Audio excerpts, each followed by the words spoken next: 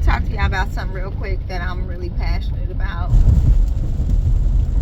And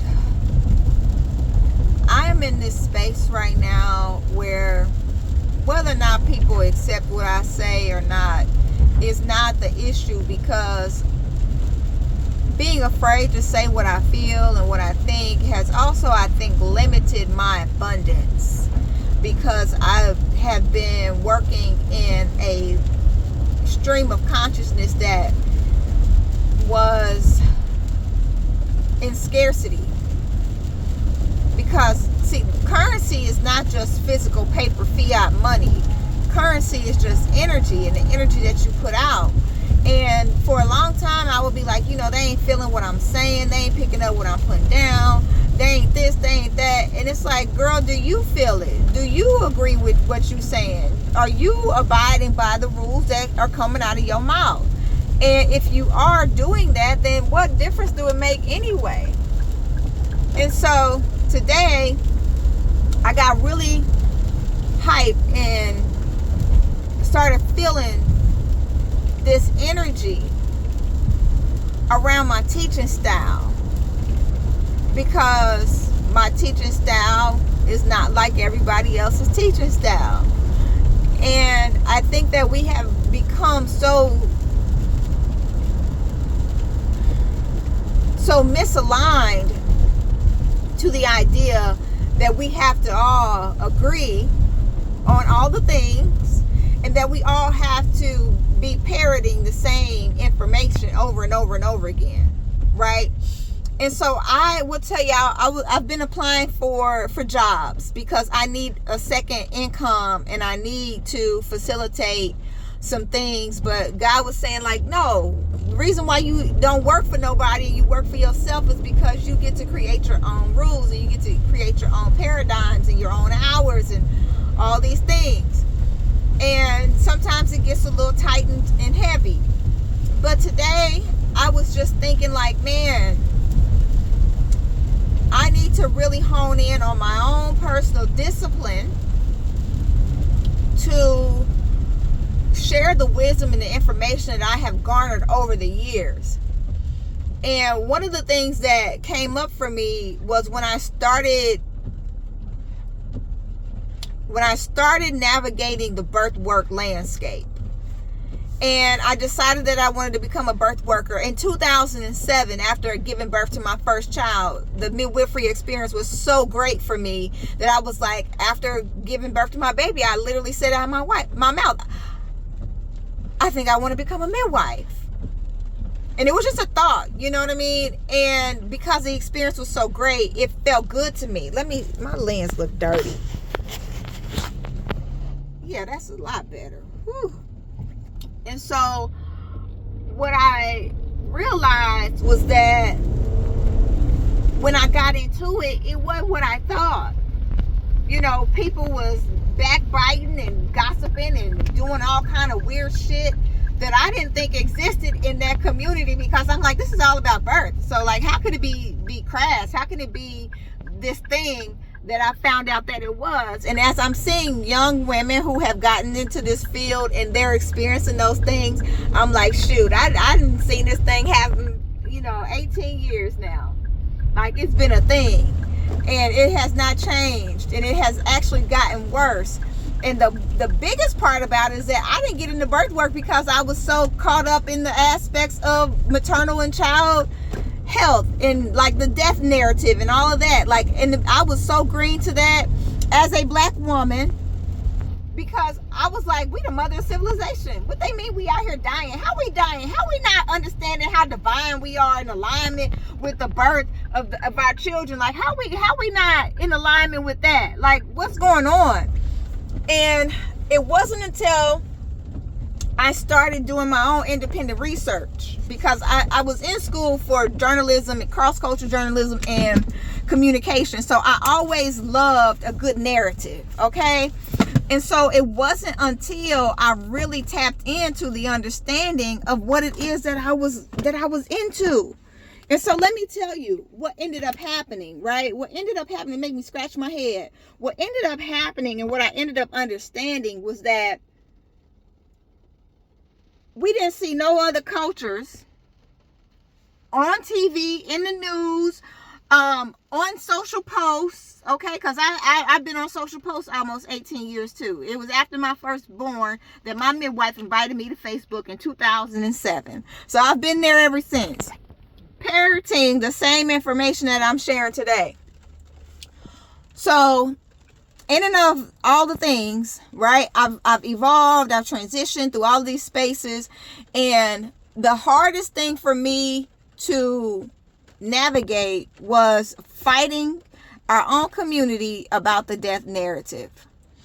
And what I realized is that I have never seen Hispanic folks talking about their death rates. I have never seen Asian or Pacific Islanders or other populations besides white and black having this conversation about the death narrative.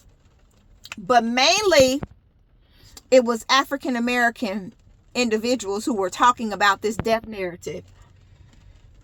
And what I realized, because I started training and going and learning different modalities of, I've always been into mental health. I've always been into mysticism. I've always been into natural and holistic practices. And one of the things that I ended up finding out, you know, through my studies in neurolinguistics is that there's a marketing scheme that is lined up with all kind of mental health and psychology and color and wordplay and narratives that are targeted towards African American people. If you read the book Brainwashed by Tom Burrell, it'll help you open up your eyes about this. But I took a training to become certified in neurolinguistics. And I did that because I was in journalism. And so I wanted my stories to not only just be captivating, but I wanted them to be believable. And so when I started to write stories and narratives in school, I was like, I need this information to hit home and to anchor down into the subconscious of the people, because I knew that subconsciously we were being fucked up in the program. And what people don't really understand is that when we continue to parrot, right? And I used the term earlier today. I was kind of going off and having a rant to myself in my car, which I often do, about my sons when they were little and how they would mock, right? And they would say the same things, like, and I would call them Peter repeat. And Peter repeat, okay? So for if you didn't get that. But I would be like, okay, Peter repeat. Like, you keep on repeating the same thing over and over and over. And what I realized is that they were programming. They were saying the same things that I was saying, so I became their subconscious voice. And because now they will say things that I know that I say or that my husband says, it is a mirror that they hold up to themselves as a reflection of who we are and who we've been to them. So when we talk about minority people, we think about minority like color. Like, minority is not just color. Minority is a construct of thought process that says that this group of people don't have the capacity to really align themselves with taking care of themselves in a way that makes sense for civilization. So we minority, what is it? I can't say the word right now, but we put them in a minority category so that they could be identified as people that we have to care for and navigate through different social constructs and crises throughout life. Right? Throughout their life, because we've named them that. And defining and definition is a big part of social programming. Wordplay is a big part of social programming. And when we continue to hear this narrative over and over and over again, one black person can set the tone for every black person. And we see this over and over again when we talk about say they names, right? When we talk, that's ancestor veneration. If you don't know about it, you better ask somebody. You're calling on that person's spirit to be relived, okay? Or to be expanded into a different level of consciousness. And so when we don't know the full programming of what we're doing, why we're doing it, and how we're actually perpetuating the same cycle over and over and over again, we get caught up in that narrative, okay? And so today I was just having this conversation with myself and really with God, and it came to me that the more that we continue to parrot this narrative, we're not going to see the shift. We're not telling our Black women that you are a divine mother, that you need to make sure that you are choosing up, right? We tell them to settle. We tell them to have babies young. We tell them to have babies inexperienced. We tell them that it's okay to get pregnant and then abort. And I'm going to talk about that in a minute. We talk to them about this death narrative, but we don't create for them an environment and an ecosystem that allows them to thrive and live. The music industry perpetuates sexualization and misogyny and all kind of other pussy idioms. Okay, I just made that shit up. Okay, basically that your functionality is designed by your pussy, and whatever your pussy's antics can produce for you is what you really can create. And it's not that. The womb is a vessel that is a creator, and it produces the fruit, which the mental capacity of the person that is bearing. So when we think about the death narrative, we got to think about the death narrative as a whole, and not just in the construct of birth. But we've got to look at the construct of what that person's incarnate energy was programmed to do at this particular time. Also, we've got to look at the survival concept. Survival of the fittest is a person not who can run the fastest, jump the farthest, or the highest, or swim the longest lap. It's a person who can, or the people who are reproducers. And the person who can reproduce the fastest is the fittest. So even though Black people reproduce faster, right, we are still the fittest. And they know this. So they have to be able to shift and change the narrative. Why do you think they want to take all of this information out of the schools around Black history? Because they don't want us to understand our history. Because the more we understand, the more we start to dig deeper into finding more knowledge of self.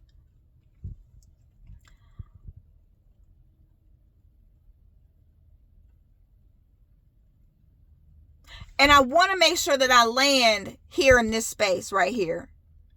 Until we change the language, the narrative is going to stay the same. Until we stop sharing tragedy and crisis in our communities, whether it's people fighting online. I done seen that 1,000 times this week. You know, it's like, oh my God, why do we continue to share this information? Yes, we can share good stuff, and everything ain't always love and light. Yes, we do have shadow work to guide through and be navigated through. But guess what? Shadow work is intentional and internal.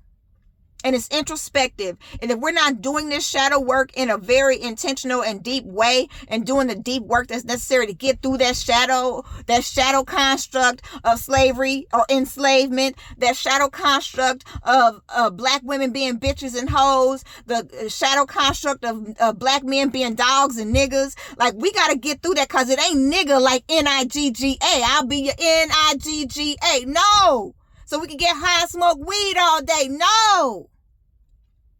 We got to be a Negus. So we can go ahead and express that goddessness. That's what it is. And if we don't get to that component of understanding, like if we ain't tapped in right there, then we're not going to really understand that this is how they kill, steal, and destroy, utilizing the principles of the devil. Because a lot of people, we don't realize it, that they believe in the devil more than they believe in God. Because they believe in the crisis, because we're always in a crisis. In America, I don't know when's the last time we saw an upside where everything was rolling and moving smooth, and we was evolving and we was doing life, and at least not from the time frame that I've been born, because I was born in 79. Then we had the crack epidemic in the 80s, and then it transitioned into the 90s. We were smoking wets and primos, and I ain't saying we like me, because it was not me, but I knew folks who was in that realm, and we was having crack babies. We was living in low-income housing forever and ever. We had the welfare queens. And all of this dynamic was always a picture for Black folks and Black women and families. And you wonder why women don't want to be women no more. And you wonder why black men be like, I don't like black women. It's a program.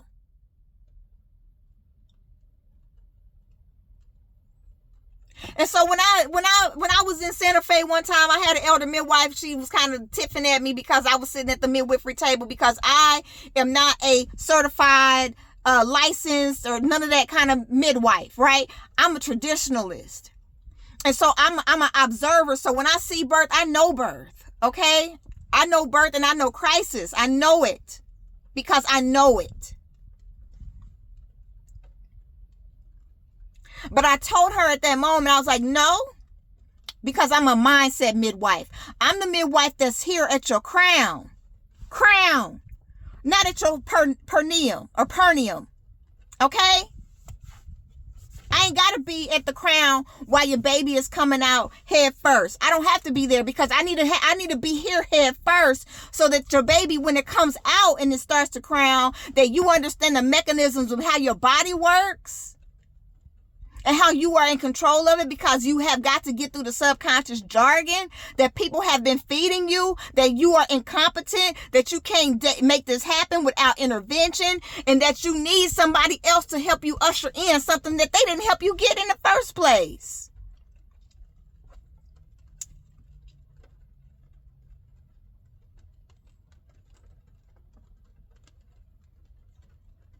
So I'm 1633 in on this video, and I'm going to post it on social media on Facebook, because I know Facebook has this thing now where they put it in parts. And I don't know how many parts is going to end up in this 16, 17 minutes. But I just want to tell y'all that this is the time to stop holding shit back. Ain't nobody else holding back. And a lot of people are not going to tell you the truth, because they rather see you in a noose. They rather see you hanging from a tree. And they will use scripture to tell you you're supposed to be there.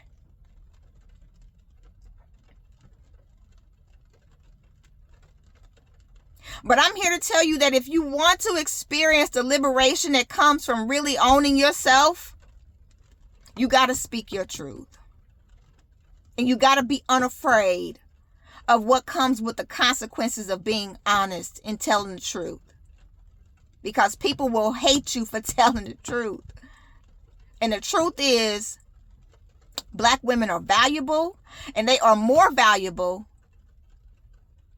They are more valuable in this society as a Facebook post that says that this person has been unalived in the essence of childbirth. This person has been unalived by the institution. But the institution and the academy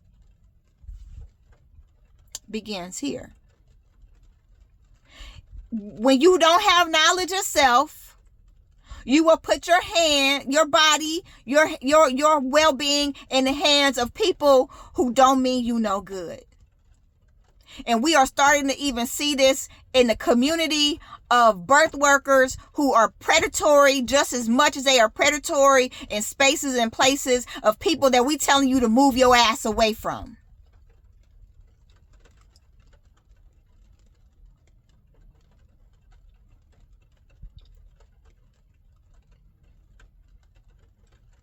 And it ain't what it used to be.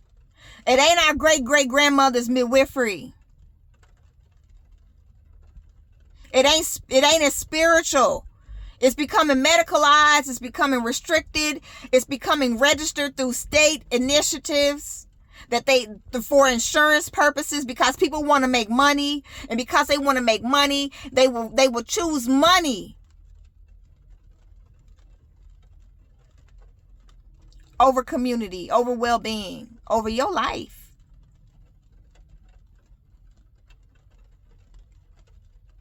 And so this is the first part of my rant. I'm just saying what I'm saying because I can. And because God gave me this mouth to say what the hell I'm going to say. And I've been holding a lot of this energy back for the past 10 years. Because they told me, girl,